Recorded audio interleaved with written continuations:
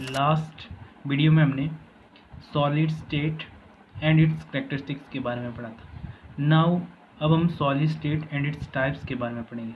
Solid जो आपके two types के होते हैं, एक होता है आपका क्रिस्टलाइन सॉलिड्स और दूसरा होता है आपका एमरफस सॉलिड्स।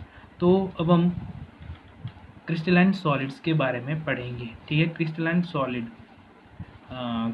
सॉलिड क्या होता है? The substance whose constituent particle, constituent particle में आपका आता है एटम, आयन और मॉलिक्यूल, ठीक है। जैसे मैंने आपको लास्ट वीडियो में बताया है कि जो कंस्टिट्यूएंट पार्टिकल को हम एक ट्रिकी वे में भी लर्न रख सकते हैं, जैसे एम से एटम, आयन और molecules are arranged in a definite geometric pattern.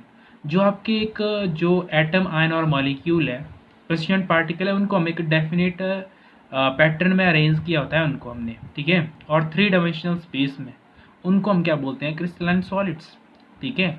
और जो क्रिस्टलाइन सॉलिड्स होते हैं आपके उनके एग्जांपल होते हैं आपके जैसे कॉपर है, सिल्वर है, या आयरन है, या सल्फर है, या सोडियम क्लोराइड है, या जिंक सल्फाइड है, ठीक है। ये सभी एग्जांपल हैं आपके किसके? क्रिस्टलाइन सॉलिड्स के। अब हम एमरफस सॉलिड्स के बारे में पढ़ेंगे। एमरफस सॉलिड्स क्या होता है?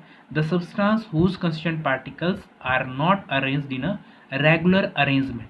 तो क्या होता है जो एमरफस सॉलिड्स होता है, जैसे डायग्रामेटिकली भी मैंने यहाँ पे बताया है कि इनके जो कंस्टिट्यूएंट पार्टिकल है, मैंने आपको बताया कंस्टिट्यूएंट पार्टिकल होता है एटम, आयन और मॉलिक्यूल्स, जिनको हम एक इरेगुलर वे में अरेंज किया होता है, ठीक है ना।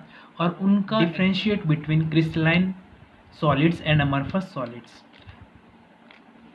Crystalline solids and amorphous solids के बीच में अब हम डिफरेंस पढ़ेंगे। तो जो क्रिस्टलाइन सॉलिड्स में क्या होता है, मैंने आपको डेफिनेशन में भी बताया कि जो कंस्टिट्यूएंट पार्टिकल्स हैं वो अरेंज किए होते हैं मैंने एक रेगुलर पैटर्न में। मैंने आपको बताया कंस्टिट्यूएंट पार्टिकल क्या होते हैं? एटम, आयन और मॉलिक्यूल्स, वो एक रेगुलर पैटर्न में अरेंज किए होते हैं हमने, ठीक है।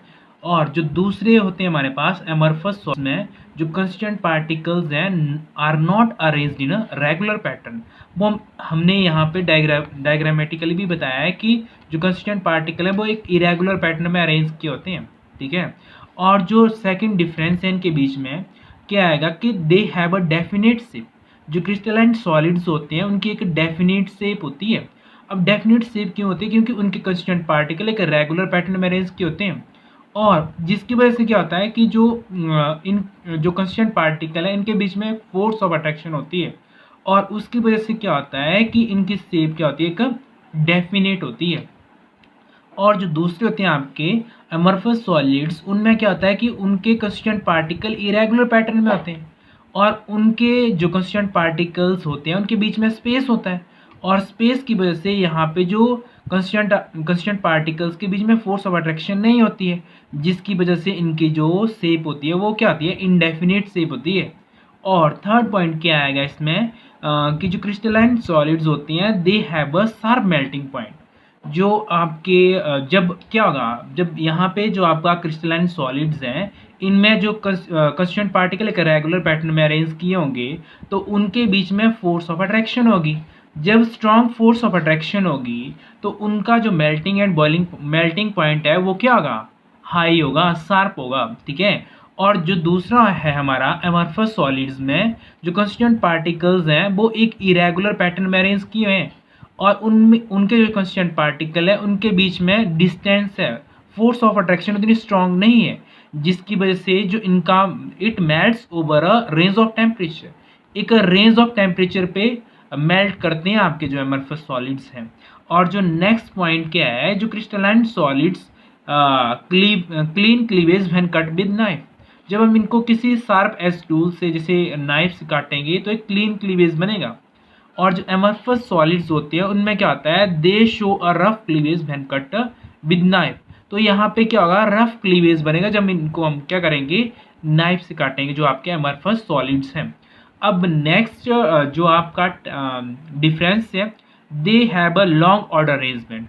अब ये जो आपके एमरफस सॉलिड्स होते हैं इनके लॉन्ग ऑर्डर अरेंजमेंट होती है, और जो एमरफस सॉलिड्स होते हैं उनकी शॉर्ट ऑर्डर अरेंजमेंट होती है, ठीक है। और जो आपके क्रिस्टलाइन सॉलिड्स होते हैं उनको हम क्या बोलते हैं? These are also known as true solids भी बोलते हैं, ठीक है।